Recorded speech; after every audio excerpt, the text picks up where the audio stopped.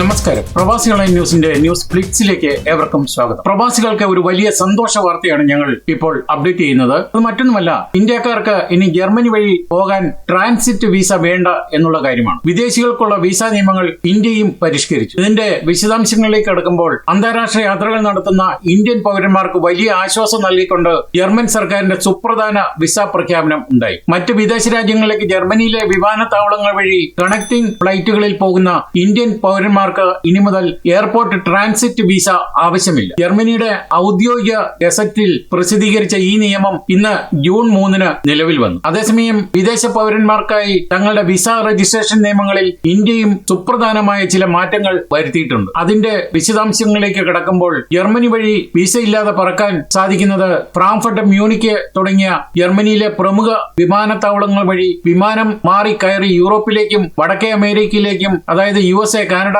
തുടങ്ങിയ രാജ്യങ്ങളിലേക്ക് യാത്ര ചെയ്യുന്ന ലക്ഷക്കണക്കിന് ഇന്ത്യക്കാർക്ക് ഈ തീരുമാനം വലിയൊരു അനുഗ്രഹമാകും. ഈ വർഷം ആദ്യം German chancellor Friedrich Merz India സന്ദർശിച്ചപ്പോൾ ഇരു രാജ്യങ്ങളും തമ്മിലുള്ള സൗഹൃദവും വ്യാപാര ബന്ധങ്ങളും ശക്തമാക്കാൻ കൈക്കൊണ്ട തീരുമാനങ്ങളുടെ ഭാഗമായിട്ടാണ് ഈ നടപടി എന്ന് ജർമ്മൻ എംബസി വ്യക്തമാക്കി. ഇതോടെ യാത്രക്കാർക്ക് പണച്ചെലവും സമയവും ലാഭിക്കാം എന്ന് മാത്രമല്ല, മുൻപുണ്ടായിരുന്ന കടുത്ത പേപ്പർ വർക്കുകൾ പൂർണ്ണമായും ഒഴിവാക്കുകയും ചെയ്യാം. ഫ്രാൻസിന് പിന്നാലെ ജർമ്മനിയും എത്തിയത് ഇതിന്റെ പശ്ചാത്തലത്തിലേക്ക് കടക്കുമ്പോൾ നേരത്തെ സമാനമായ രീതിയിൽ ഫ്രാൻസും ഇന്ത്യക്കാർക്ക് ട്രാൻസിറ്റ് വിസ ഇളവുകൾ പ്രഖ്യാപിച്ചിരുന്നു. ഇതിന് പിന്നാലെയാണ് ജർമ്മനിയും ഈ വിപ്ലവാത്മകമായ മാറ്റത്തിന് തയ്യാറായത്. മുൻപ് USA, കാനഡ, ജപ്പാൻ അല്ലെങ്കിൽ ഏതെങ്കിലും യൂറോപ്യൻ യൂണിയൻ രാജ്യങ്ങളിലെ സാധുവായ വിസയുള്ളവർക്ക് മാത്രമേ ട്രാൻസിറ്റ് വിസ ഇല്ലാതെ യാത്ര ചെയ്യാൻ അനുവാദം ഉണ്ടായിരുന്നുള്ളൂ. എന്നാൽ പുതിയ നിയമത്തോടെ ഈ നിബന്ധനകളെല്ലാം പൂർണ്ണമായും നീക്കം ചെയ്യപ്പെട്ടിരിക്കുകയാണ്. ജർമ്മൻ ചാൻസലർ മെർസിന്റെ ചരിത്ര സന്ദർശനമാണ് ഇത്തരമൊരു നടപടിക്ക് കാരണമായത്. ഇതോടെ ഇന്ത്യ EU കരാറും ഉണ്ടായി. സമീപ വർഷങ്ങളിൽ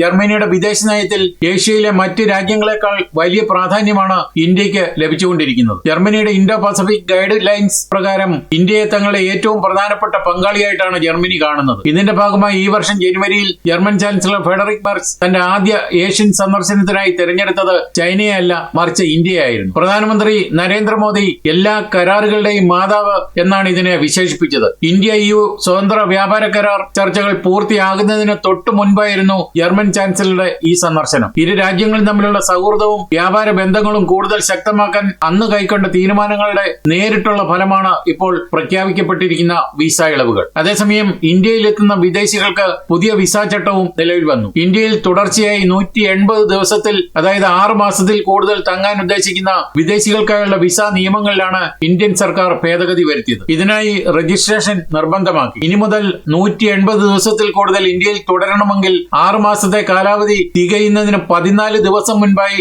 നിർബന്ധമായും രജിസ്റ്റർ ചെയ്തിരിക്കണം. ചില അടിയന്തര ഘട്ടങ്ങളിൽ മാത്രമേ ഇനി വിസ കാലാവധി നീട്ടി നൽകുകയുള്ളൂ. ഓരോ തവണയും 180 ദിവസത്തെ താമസം മാത്രം അനുവദിക്കുന്ന വിസയുള്ളവർ ഈ നിയമം കൃത്യമായി പാലിക്കേണ്ടതുണ്ട്. എന്നാൽ മാതാപിതാക്കളിൽ ഒരാൾ വിദേശിയായ കുട്ടികൾക്കുള്ള നിയമം മറ്റൊന്നാണ്. മാതാപിതാക്കളിൽ ഒരാൾ വിദേശിയായ കുട്ടികളുമായി ബന്ധപ്പെട്ട മുൻപത്തെ നിയമത്തിലും ഇന്ത്യ ഇളവ് വരുത്തിയിട്ടുണ്ട്. പുതിയ ഇളവ് പ്രകാരം പഴയ നിയമപ്രകാരം കുട്ടി ജനിച്ച 30 ദിവസത്തിനുള്ളിൽ വിവരം രജിസ്ട്രേഷൻ ഓഫീസറെ അറിയിക്കണമെന്നായിരുന്നു. എന്നാൽ പുതിയ നിയമം അനുസരിച്ച് മാതാപിതാക്കളിൽ ഒരാൾ ഇന്ത്യൻ പൗരത്വമുള്ള വ്യക്തിയും ആ വ്യക്തി ഇന്ത്യൻ പൗരത്വം ഉപേക്ഷിക്കാത്ത സാഹചര്യവുമാണെങ്കിൽ ഈ നിബന്ധന കുട്ടികൾക്ക് ഇനി ബാധകമാകില്ല. എന്നാൽ ഈ കുട്ടി ഇന്ത്യയിൽ ഉള്ളപ്പോഴോ മറ്റ് സന്ദർഭങ്ങളിലോ ഏതെങ്കിലും വിദേശ രാജ്യത്തിന്റെ പൗരത്വം സ്വീകരിക്കുകയാണെങ്കിൽ മാതാപിതാക്കൾ അക്കാര്യം നിർബന്ധമായും രജിസ്ട്രാറെ അറിയിക്കണം എന്നും പുതിയ നിയമം അനുശാസിക്കുന്നുണ്ട്. എന്തായാലും പ്രവാസികൾക്ക് നല്ലൊരു സന്തോഷ വാർത്തയാണിത്. ഞങ്ങൾ ഏറ്റവും ലേറ്റസ്റ്റ് ആയി ഇത് ഞങ്ങളുടെ അപ്ഡേഷനായി നിങ്ങളുടെ മുന്നിൽ അവതരിപ്പിക്കുകയാണ്. ഇതുവരെ നിങ്ങൾ